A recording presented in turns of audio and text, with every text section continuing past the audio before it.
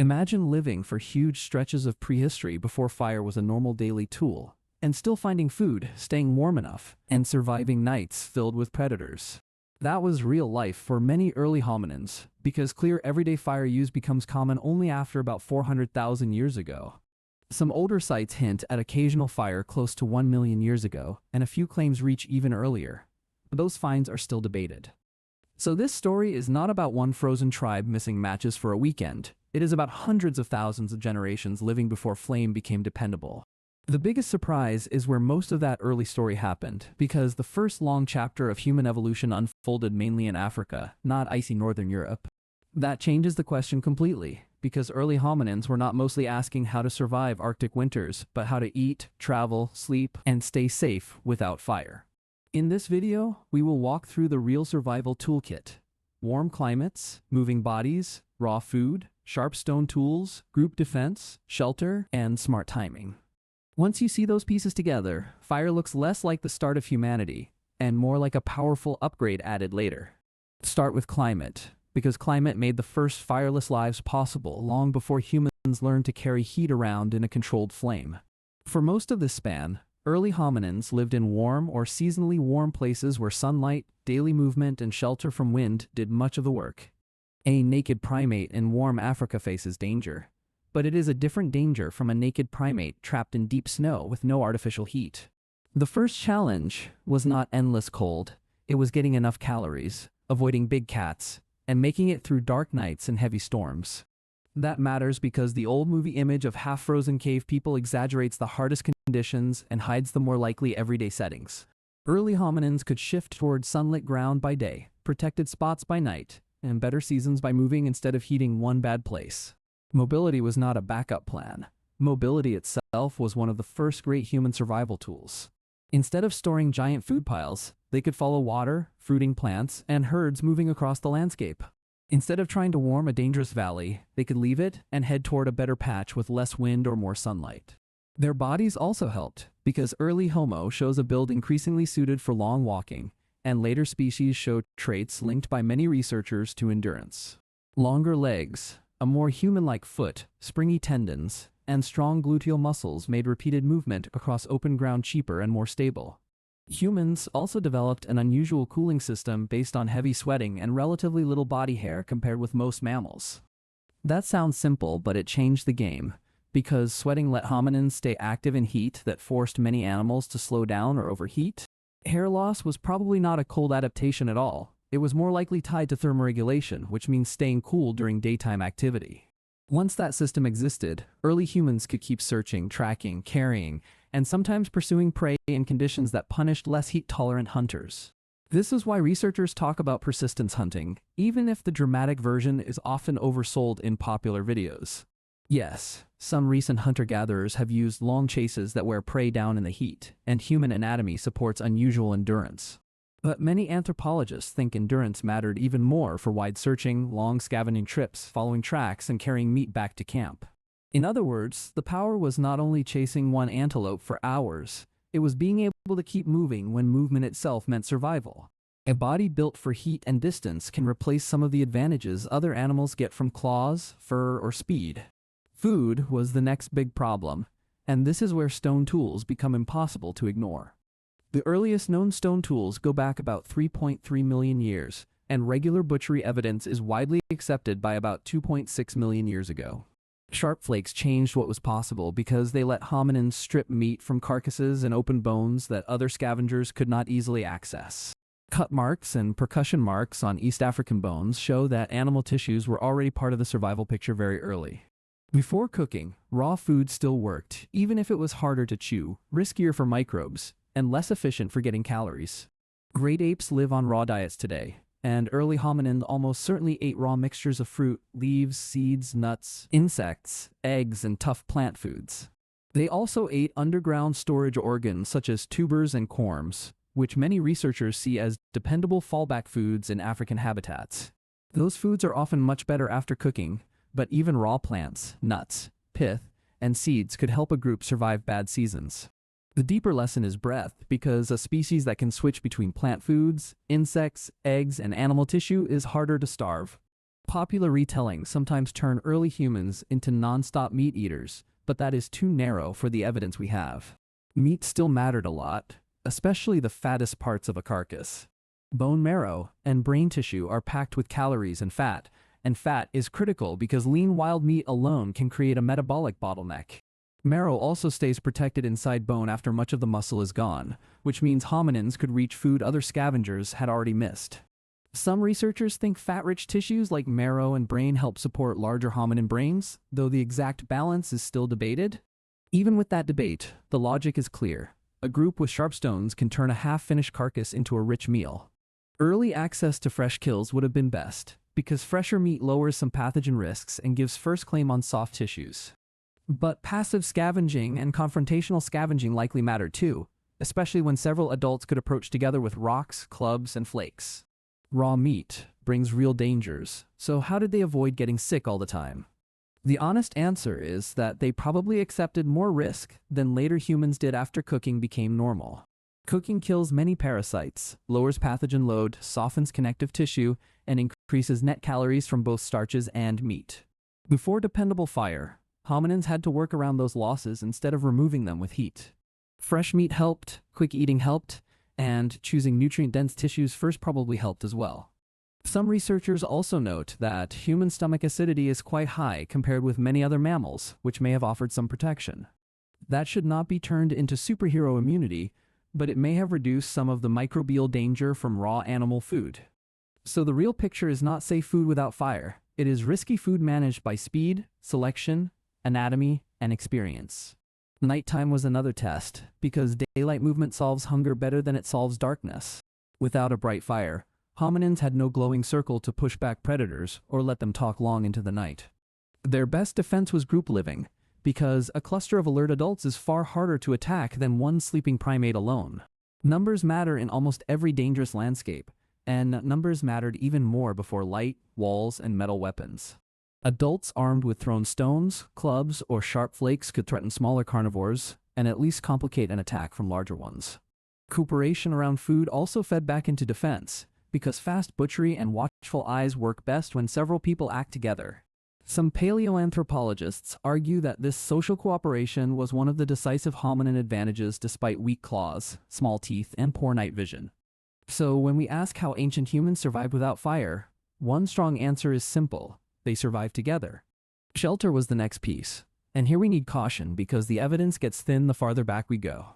For very early pre-fire hominins, the direct archaeological proof of engineered shelters is sparse and often ambiguous.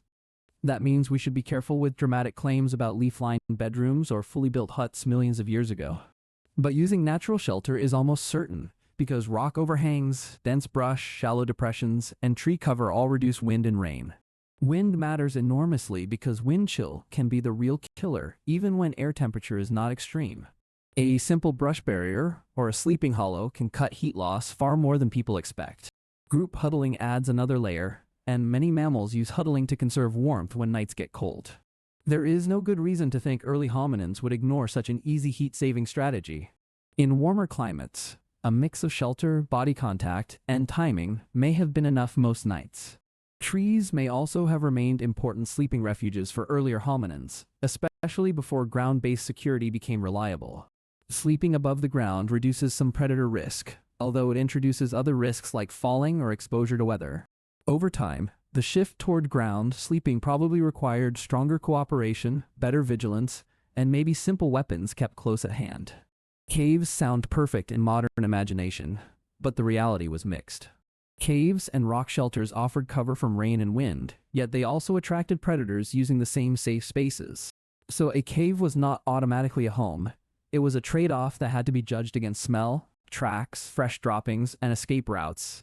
Natural shelters, temporary camps, and constant movement may have been safer than claiming one dramatic cave and staying there too long. Clothing is another place where people jump too far ahead. The best genetic estimate for regular clothing use comes from body lice, which likely split from head lice about 170,000 years ago. That suggests habitual clothing among anatomically modern humans by then, not neatly tailored outfits for Homo erectus a million years earlier. Earlier hominins may have draped hide sometimes, especially in wind or seasonal cold, But direct proof is poor because skins rarely preserve. The safest claim is that simple hide use is plausible, while fitted clothing appears much later in human history. That limit matters because it shows why very cold environments remained hard until fire, better clothing, and stronger shelters arrived together. This is where the big boundary appears. Early humans usually did not survive severe cold without fire by sheer toughness alone. They often avoided severe cold in the first place by living in warm regions, moving seasonally, and using buffered places such as coasts, valleys, or sheltered slopes. Early forays into cooler Eurasian latitudes may have been seasonal rather than year-round occupation. The archaeological record of hominins in much harsher northern settings becomes more convincing later when dependable fire is stronger and more common. Fire did not create humans, but it massively widened the climates humans could occupy. Before that, the realistic strategy was not conquer every environment. It was use the right environment at the right time. That idea also explains why mobility worked like both heating and storage. If you cannot store much food, you move toward better food. If you cannot warm a valley, you move toward more sun, less wind, or a lower elevation. If one waterhole dries, you track the next water source and rebuild your daily routine around it.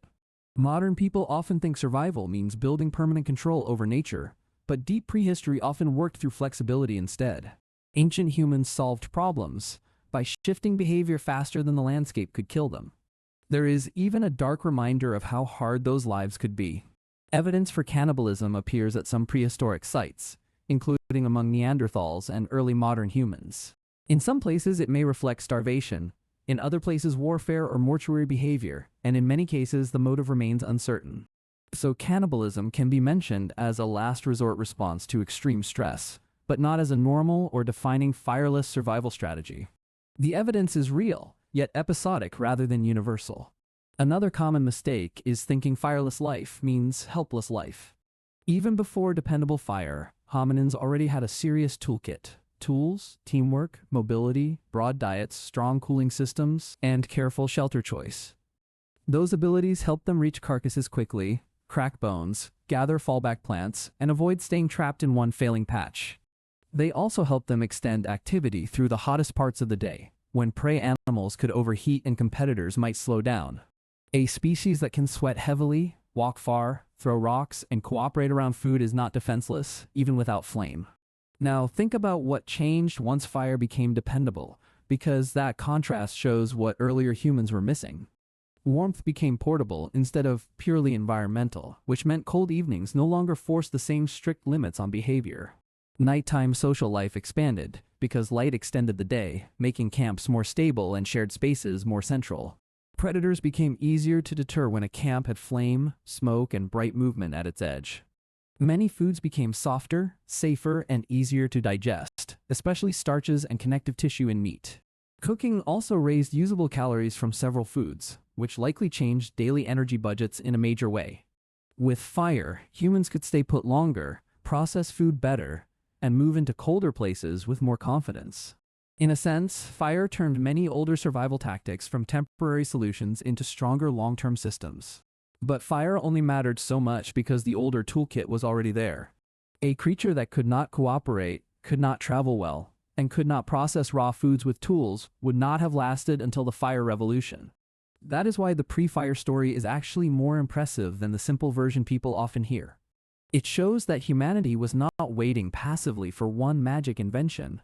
Humanity was already solving problems through anatomy, social behavior, and opportunism across huge spans of time. Think again about the timeline, because it is easy to compress millions of years into one blurry sentence. Stone tools appear around 3.3 million years ago. Regular butchery is well established by about 2.6 million years ago, and Homo appears roughly by 2.8 million years ago. Yet stronger evidence for repeated controlled fire use becomes much more common only after about 400,000 years ago. That leaves an enormous stretch when many hominins were clearly surviving with tools but without dependable everyday flame. The gap is the story, and it forces us to respect survival strategies that do not depend on cooked food or campfires. It also forces us to rethink what intelligence looks like. Intelligence was not only striking sparks or planning a hearth. Intelligence was reading landscapes, remembering shelter spots, knowing which tubers worked in hard seasons, and deciding when a carcass was still worth the risk. Intelligence was judging wind, shade, water, animal tracks, and who should keep watch while others slept. Intelligence was social as much as technical, because survival improved when many eyes and many hands worked together. A fireless world still rewarded planning, memory, cooperation, and flexible decision-making every single day. The title says ancient humans survived without fire for thousands of years, but the fuller answer is even bigger than that. For much of prehistory, many hominins survived for hundreds of thousands of years before fire became a dependable everyday technology. They did it first in mostly warm landscapes, not by standing heroically in blizzards with bare skin and no plan.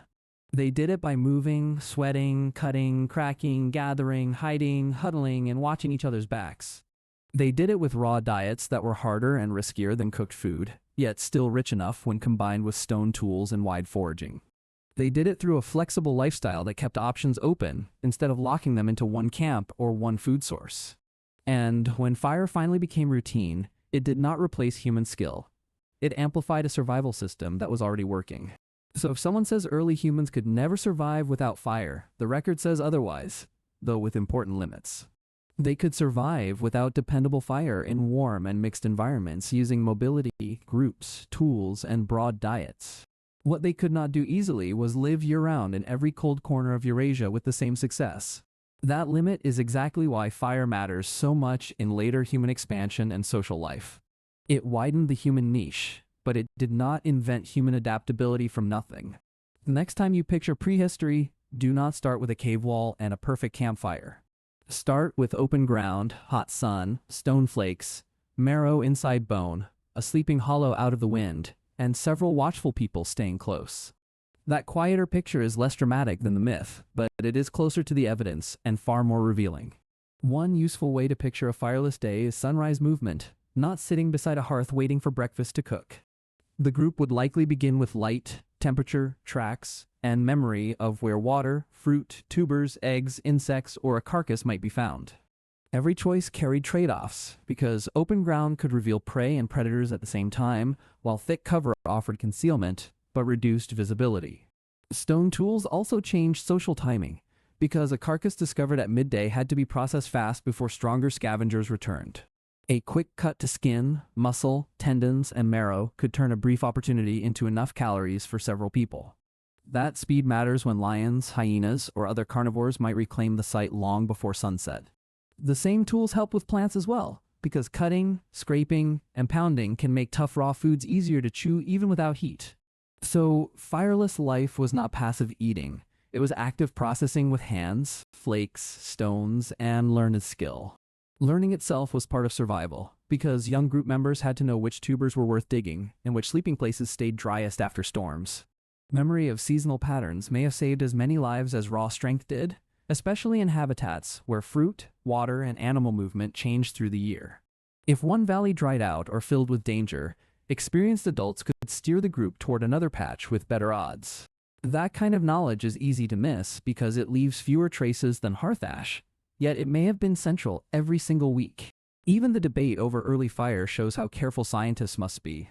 A burned-looking patch 1 million years old does not automatically prove deliberate ignition, repeated control, or a dependable campfire tradition. That is why researchers distinguish between occasional or opportunistic fire use and strong evidence for habitual controlled use. A hominin group may have taken advantage of natural fire at times long before it could reliably make flame whenever needed. But surviving without dependable fire still required a full system that worked on ordinary days, not rare lucky days after lightning struck. That system included broad diets, social defense, movement, and choosing microclimates that reduced risk without any spark at all. Microclimate sounds technical, but the idea is simple. A shaded slope, sheltered hollow, sunny ridge, or rocky overhang can change survival odds fast.